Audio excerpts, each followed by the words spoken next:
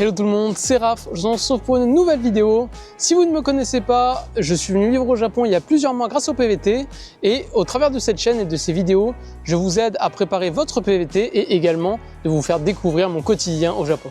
Donc si vous aussi vous êtes intéressé par le Japon, n'hésitez pas à aller faire un petit tour sur ma chaîne, je suis sûr que vous trouverez plein de vidéos qui vous intéresseront. Donc cela fait bientôt 8 mois que je vis au Japon et je tenais à vous faire un bilan et retour d'expérience car il s'est quand même passé pas mal de choses durant ce laps de temps.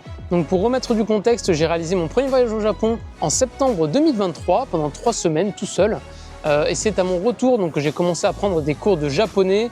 J'avais très envie de revenir dans ce pays et l'idée d'un PVT me trottait déjà dans la tête. Et donc j'ai ensuite quitté mon travail fin 2024 à peu près car je ne m'y plaisais plus vraiment et donc je me suis dit eh ben, c'est parti, on va partir en PVT au Japon. Je suis donc revenu en PVT le 10 janvier 2025 dans le but d'en découvrir plus sur ce pays, également d'essayer d'avoir une petite expérience professionnelle à l'étranger et pourquoi pas ensuite y rester pour du plus long terme si je me plaisais dans le pays, dans un nouveau travail que j'aurais pu trouver, mais ça après c'était pas vraiment le but initial. Comme vous le savez, j'ai emménagé dans une share house à Tachikawa, à l'ouest de Tokyo. C'est une ville que vraiment je vous recommande. Il y a vraiment, vous avez tout ce dont vous avez besoin dans cette ville et aux alentours. Et il y a notamment tout proche le mont Takao, qui est une de mes sorties préférées au Japon. J'ai même fait une vidéo sur le sujet. Je vous recommande d'ailleurs leurs dango au miso parce qu'ils sont à tomber par terre, ils sont vraiment délicieux. Quand je suis arrivé le premier jour dans ma chambre, dans la share house, j'ai été pris d'une petite nausée, d'un gros coup de mou. Je pense que dû à la fatigue du vol où j'ai pas trop pu me reposer, le fait de se retrouver seul du jour au lendemain dans un pays qu'on connaît pas, et en plus de ça, donc de venir non pas en tant que touriste pendant 3 semaines, mais sur une période beaucoup plus longue, je pense que ça faisait beaucoup en même temps, surtout que comme je vous l'ai dit, j'ai été complètement claqué du vol, j'ai pas vraiment pu me reposer. Mais après 1 ou 2 jours, le temps de s'acclimater, ça allait mieux. Donc quelques jours après mon arrivée, j'ai commencé les cours de japonais à l'école Genki Jax, donc que j'ai réservé et financé grâce à mon CPF via Effective Linguistique, donc qui est basé à Bordeaux.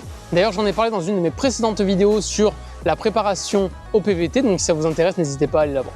Donc selon moi, commencer le séjour dans cette école est idéal car dans un premier temps, ça va vous permettre d'améliorer grandement votre japonais. Ça va également vous permettre de rencontrer beaucoup d'autres personnes. Donc vous allez vous faire beaucoup de connaissances. C'est très cosmopolite en plus comme école. Il y a des gens qui viennent de tous horizons. Donc c'est vraiment une expérience très enrichissante. Et ça vous impose aussi un petit rythme, voilà, histoire de vous habituer au Japon. Donc vraiment, je pense que commencer par cette école, c'est vraiment idéal quand vous venez en PVT ici. Ça vous permet vraiment de poser de bonnes bases dans le pays quand vous arrivez. Donc vraiment, je vous recommande grandement cette école. Et en plus de ça, les profs sont vraiment géniaux. L'éducation est vraiment superbe là-bas. Donc la suite, vous la connaissez. J'ai investi dans la caméra qui me filme actuellement, dont d'ailleurs mes parents ont tenu à financer la moitié car ils tenaient vraiment à aider, donc on les remercie pour ça. Et j'ai également investi dans un nouvel ordinateur portable afin de réaliser pour vous, mais aussi pour l'ensemble de ma famille, des vidéos afin de vous faire découvrir mon quotidien et ce magnifique pays qui est le Japon. Donc pendant que je réalisais toutes ces vidéos, je passais aussi pas mal de temps à chercher un travail d'ingénieur à côté pour me faire une petite expérience professionnelle à l'étranger. Malheureusement, la plupart des entreprises demandent un niveau N2 en japonais, ce que bien entendu je n'ai pas parce que ça prend quand même beaucoup d'années. Et puis moi j'ai commencé les cours de japonais il y a à peine 1 an et demi maintenant. J'aurais pu trouver bien sûr des baito un petit peu plus accessibles, mais voilà, donc je voulais essayer d'avoir une expérience vraiment dans mon domaine, histoire que quand je reviens en France ou même pour travailler autre part à l'étranger, ce soit une vraie plus-value. Et par la suite, j'ai donc trouvé un poste dans une entreprise francophone dans le tourisme. Et donc là, je vous invite à vous installer, je vais vous raconter la petite histoire. Bon, maintenant j'en rigole, hein, je suis passé à autre chose, mais je peux vous dire que ça va bien vous faire rire. Donc pour rappel, à ce moment-là, j'habitais à Tokyo, à Tachikawa, et donc on m'a proposé de me déplacer à Osaka pour un entretien, ce que j'ai fait, donc tout de ma poche, voilà, donc pour montrer que j'étais vraiment motivé pour le poste, etc. Puis entre-temps, ça m'a permis de passer un petit peu de temps à Osaka, de vous faire 2 vidéos d'ailleurs, si vous souhaitez les voir, je vous invite à les regarder. Donc l'entretien se passe pas trop mal, on me présente à l'équipe qui est absolument adorable d'ailleurs, et on me propose un poste pour du long terme en plus. Hein, le patron avait bien insisté là-dessus, ça je m'en souviens. Hein. Il avait dit alors si je vous recrute, c'est vraiment dans un objectif long terme. Voilà, hein, j'ai pas envie que vous restiez juste pour 2 mois et qu'ensuite vous repartiez parce que ce serait un échec pour nous. Voilà, donc ça je me rappelle bien, hein. Et retenez-le hein, parce que vous allez voir, c'est assez drôle pour la suite. À noter aussi que le patron savait que je n'avais jamais eu aucune expérience dans le tourisme, et il y avait d'ailleurs écrit également sur l'annonce qu'ils étaient prêts à former. Voilà, donc ça retenez-le bien parce que c'est un détail important pour la suite, hein, on y reviendra. Donc je rentre donc à Tokyo, hyper content, hein, j'ai fait mes 2 vidéos, j'ai décroché un poste, que demander de plus finalement? Donc du coup, je commence à chercher un logement, voilà, hyper hâte de commencer cette nouvelle expérience. Donc je mets 1 mois à trouver mon logement. Et de là, ensuite, la fameuse vidéo sur mon déménagement à Osaka que j'ai d'ailleurs absolument adoré vous faire. Donc quelques jours avant de commencer, je lui envoie un message au patron pour lui demander à quelle heure je devais venir, voilà, pour savoir si tout était bon, quoi. Donc déjà, il m'appelle Rodolphe, alors que je m'appelle Raphaël, hein, bien entendu. Bon, peut-être une faute de frappe, hein, rien de bien grave. Bon bref, donc en tout cas, donc, il me donne l'horaire et commence donc la première semaine de boulot. Donc j'arrive le premier jour, bon déjà je dois installer mon ordinateur tout seul, je dois créer tous mes comptes tout seul, je dois gérer aussi avec l'informaticien tout seul. Bon, en bref, rien n'a été préparé. Mais bon, ça encore, hein, c'est pas bien grave, hein, c'est des broutilles. En tout cas, comparé à ce qui arrive après, c'est des broutilles. Donc à un moment d'ailleurs, j'installe mon ordi, etc. Il manque un câble HDMI. Bref, il manque un câble, j'en trouve pas. Donc j'appelle l'informaticien, il me dit vois avec le patron, il faudrait aller en acheter un dans un 100 yen shop. Donc je vois avec le patron et de là il me dit il y en a partout des 100 yen shop. Donc je me débrouille pour trouver un 100 yen shop, je vais acheter mon câble HDMI, donc le moins cher à 400 yens, je rentre, j'installe tout ça et je continue ma création de compte, etc. avec l'informaticien. Donc à un moment, eh bien, le patron revient dans le bureau, donc je lui dis hein, que j'ai acheté le câble, voilà, donc avec le ticket de caisse sur le bureau, etc. Et de là, il me dit juste « OK ». Bon, il a peut-être pas dit OK, mais en tout cas, c'est ce que ça voulait dire. Bon, de là, c'est un peu limite parce que donc il ne prend pas le ticket, à aucun moment il me parle de notes de frais, etc. Bon, c'est que 400 yens, hein, moi je m'en fous de 400 yens. Mais ça en dit déjà long sur le rapport entre le management, le patron et les employés, quoi. Hein. Parce que normalement, c'est pas à moi de payer le matériel de l'entreprise, quoi. C'est-à-dire que, par exemple, mes 2 parents ont leur propre entreprise. Je pense que s'ils demandaient à leur employé de payer le PQ de l'entreprise, ça la fout un peu mal quand même, hein, on va pas se mentir. Donc bon, pour 400 yens, moi je m'en fous, je passe outre, hein, mais ça annonce quand même un petit peu la couleur, quoi. Bon bref, à part ces petites coquilles, le reste de la semaine se déroule hyper bien. Donc j'arrive tous les jours à l'heure, toujours bien habillé. Chaque journée est très challengeante et très chargée, mais franchement j'apprends énormément de choses sur le Japon et sur le tourisme. Vraiment une superbe première semaine. Voilà, donc je prends des notes, je me donne à fond pour qu'on soit content de mon travail, hein, tout simplement. Et donc vraiment, eh bien, superbe semaine en somme si on met de côté ce que je vous ai dit plus tôt. Je passe donc ensuite un bon petit week-end, voilà, donc je relis les notes que j'ai pu prendre dans la semaine, et voilà, et j'ai déjà hâte finalement de retourner travailler lundi. Donc la seconde semaine commence, et c'est là que la douille arrive. Donc j'arrive le lundi matin, hyper motivé, et là donc impossible de trouver ma fiche de pointage. Bon, je me dis, bon, c'est un petit peu bizarre quand même, parce que je la laisse toujours au même endroit, je me demande bien où est-ce qu'elle est passée. Donc je suis ensuite convoqué, j'aime bien utiliser le mot convoqué à ce moment-là, dans le bureau du patron. Et donc de là, eh bien, il me reproche de ne pas en savoir assez sur la géographie du Japon, et donc sur le tourisme en général. Pour rappel, qu'est-ce que j'avais dit déjà juste avant?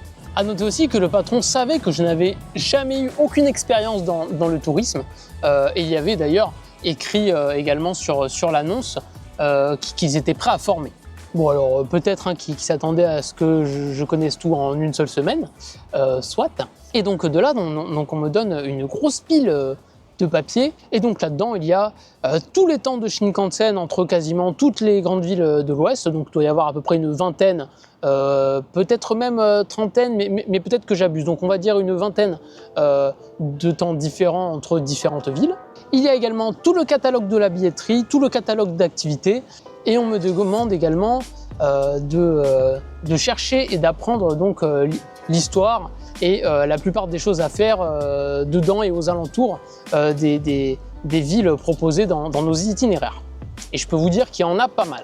Donc je vous renvoie chez vous pour travailler sur ça avant de revenir jeudi et on s'appellera mercredi pour savoir si vous avez besoin de plus de temps. Et surtout, ne voyez pas ça comme une punition.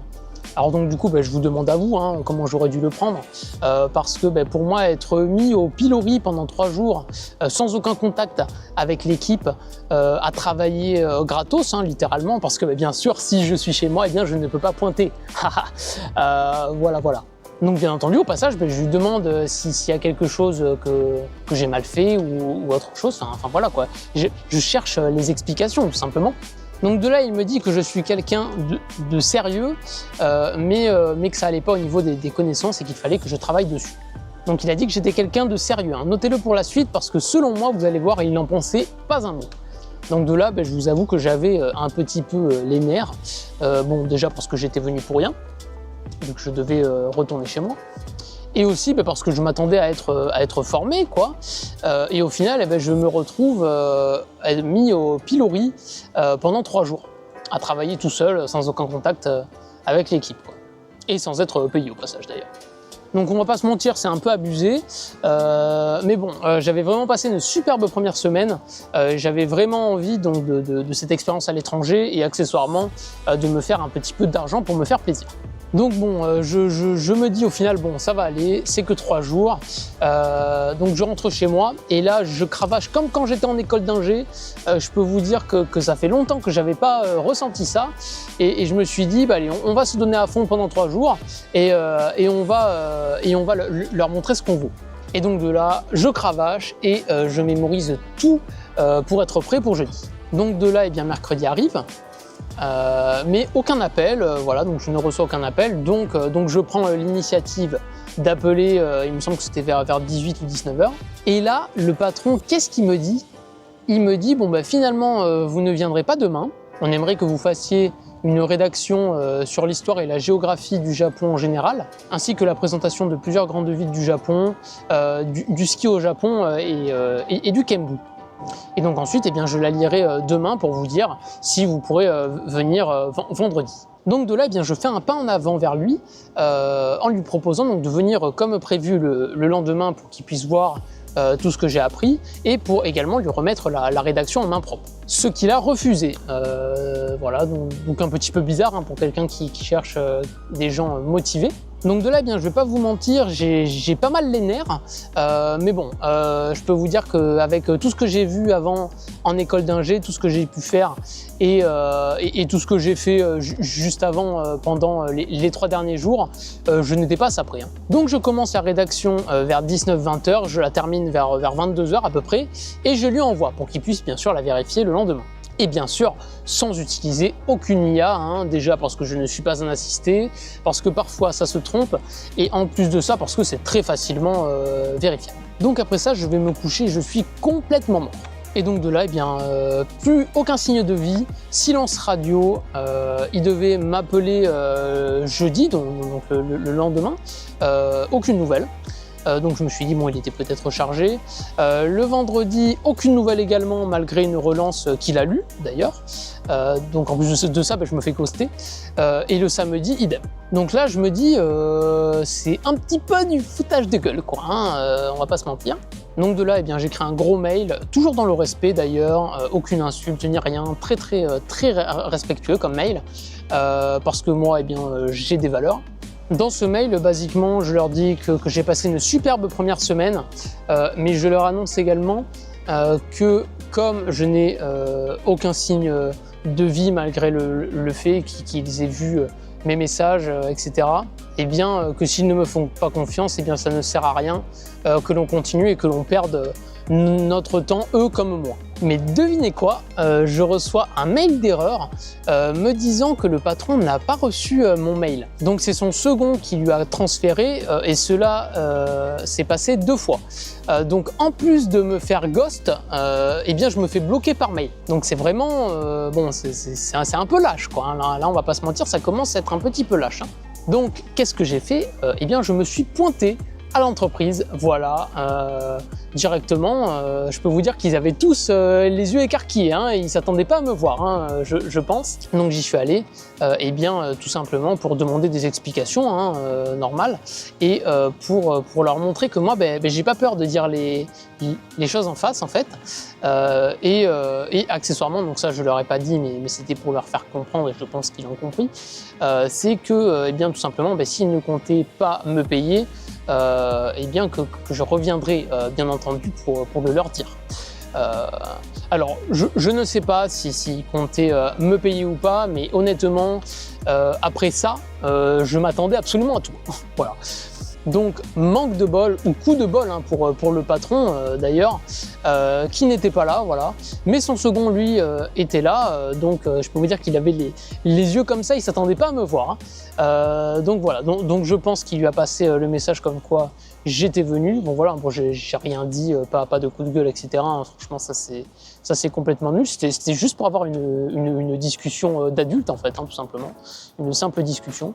Mais bon, il n'était pas là, son second a dû lui passer le message, donc voilà. Enfin bref, bon, je vais pas aller plus loin parce qu'il y aurait pas mal d'autres choses à dire, hein, en discutant avec les employés qui sont tous adorables d'ailleurs. J'ai appris pas mal d'autres choses assez lunaires aussi, mais bon, bref, voilà. Bon, au moins en tout cas, j'ai été payé, bien sûr pour une seule semaine, hein, comme on pouvait s'en douter, étant donné que comme j'étais mis au pilori à travailler tout seul pendant une semaine chez moi, sans aucun contact avec personne, eh bien je n'ai pas pu pointer, voilà. Mais bon, ça à la limite, je m'en doutais, bref. Donc au final, j'ai passé une première semaine absolument superbe, tous mes collègues étaient absolument charmants, super sympathiques, mais bon, au niveau du management, il y a quand même tout à apprendre, quoi, on va dire. Parce que je peux vous dire que si mes parents traitaient leurs employés comme ça, il resterait plus grand monde, hein. D'ailleurs, c'est peut-être une des raisons pour lesquelles il y a un petit peu de turnover dans l'entreprise, hein. Bon, moi, ce qui me dérange, c'est pas tant que ça se soit arrêté, hein, c'est surtout la manière de faire du patron. Parce que je sais pas vous, mais moi je trouve vraiment ça hyper irrespectueux de trouver des moyens détournés comme ça, de me mettre à l'écart de l'entreprise, de me mettre au pilori, de travailler tout seul sans aucun contact avec l'équipe, sans être payé d'ailleurs. Donc pour au final travailler pour rien, pour ensuite me dire ah non finalement tu viendras pas ce jour-ci comme c'était prévu, tu vas me faire une rédaction et tout que je lirai le lendemain, tout ça pour au final me ghoster et me bloquer par mail en plus. Donc tout ça pour essayer de me démotiver au lieu de me dire directement les choses en face, quoi. Enfin je sais pas, en fait on est adulte, on dit les choses et puis basta, quoi, et c'est réglé, quoi, tout simplement. Moi je trouve que c'est vraiment hyper irrespectueux et franchement, moi je trouve que ça fait pitié, quoi, ce genre de comportement. Moi franchement à sa place, en tout cas j'aurais honte, quoi. Enfin bref, voilà, c'était la petite péripétie. Bon, au final, j'en ai tiré du bon, hein, quand même. Il faut voir le bon côté des choses, hein. C'est les hauts et les bas de la vie. Les mauvaises expériences, ça arrive. Ce sera sûrement pas la dernière, hein, d'ailleurs. Et puis en plus, au final, hein, c'est vraiment... franchement, il s'est rien passé de bien grave, hein, de mon côté, hein. Donc vraiment, pas d'inquiétude sur tout ça, hein, tout va bien. J'ai pris de la hauteur, hein, sur tout ça maintenant. C'est derrière moi maintenant, hein, la vie continue et au moins bien, ça me fait une petite anecdote à vous raconter pour vous divertir dans cette vidéo. Donc également, bien, comme vous l'avez vu dans le titre, je vais très bientôt quitter le Japon. Donc il y a plusieurs raisons à cela. Tout d'abord parce qu'avec mon niveau de japonais actuel, c'est impossible, hein, littéralement de trouver un travail dans l'ingénierie au Japon. Également, étant très loin de mes proches, rester au Japon impliquerait que chaque vacances que j'aurai si je travaille ici serait principalement consacrée à retourner en France. Et également, le yen ici est très très bas, hein. Vous le savez sûrement, je ne vais pas vous l'apprendre, hein. Ça fait quand même pas mal de temps que c'est le cas. Et donc, dû à ces deux choses-là, le fait que si je reste travailler ici, la majorité de mes vacances seront consacrées à retourner en France, et le fait que le yen soit très bas, c'est quand même assez contraignant, non seulement pour mes retours en France, mais également dans une moindre mesure pour se faire un peu plaisir si jamais on sort du Japon, ou également pour voyager en général. C'est donc par choix que je rentre en France, donc d'une part pour développer ma carrière professionnelle, pour pouvoir voyager un petit peu plus, et également pour passer plus de temps avec mes proches. En outre, je vais continuer d'apprendre le japonais pendant ce temps, et pourquoi pas, peut-être dans le futur, en fonction de comment évolue ma situation, pourquoi pas revenir au Japon pour une longue période également, pour du travail. On verra bien, cela dépendra de l'évolution de ma situation, parce que je pense que d'ici là, de l'eau aura coulé sous les ponts. Donc vous vous en doutez, nous arrivons bientôt à la fin de cette série de vidéos sur le Japon. Je vous en prépare quelques-unes encore avant de rentrer. Je reprendrai peut-être le gaming, la musique, pourquoi pas vous faire découvrir également ma région ou d'autres pays, si l'occasion se présente, et pourquoi pas également continuer à faire quelques vidéos sur le Japon. Je vous invite également à me faire part de vos idées, que ce soit en commentaire ou sur Instagram, le lien est en description. Bien sûr, vous vous en doutez, quand je vais rentrer, je vais faire une pause sur les vidéos pendant un petit moment, le temps de retrouver mes proches, de retrouver mes habitudes, de trouver un nouveau travail et de déménager si nécessaire. Donc en conclusion, ce PVT fut vraiment une superbe expérience, avec son lot de surprises, de haut et de bas, son lot de rencontres avec des personnes venant de tous horizons, son lot d'épreuves, des démarches administratives en passant par un déménagement caniculaire jusqu'à une expérience professionnelle compliquée. Il a aussi eu son lot d'émotions, entre émerveillement et solitude. Il a eu son lot de doutes et de questionnements. Mais aujourd'hui, seules quelques questions subsistent quant à mon retour. Serais-je heureux ou triste? Serais-je désorienté? Me sentirais-je complètement chez moi ou un peu étranger? Sans doute un peu tout en même temps, je dirais. En même temps, après avoir habité seul et s'être habitué au quotidien du Japon et de sa culture, je pense qu'une partie de moi sera toujours liée à ce pays et que ce voyage m'a quand même un peu changé. Je rentre donc des souvenirs plein la tête, un peu le moral dans les chaussettes, c'est vrai. Je sais pas trop où le vent me portera ensuite, mais en tout cas, ce qui est sûr, c'est que j'ai hâte. Et vous, ça vous dit de partir avec moi? Allez, c'est parti, on y va!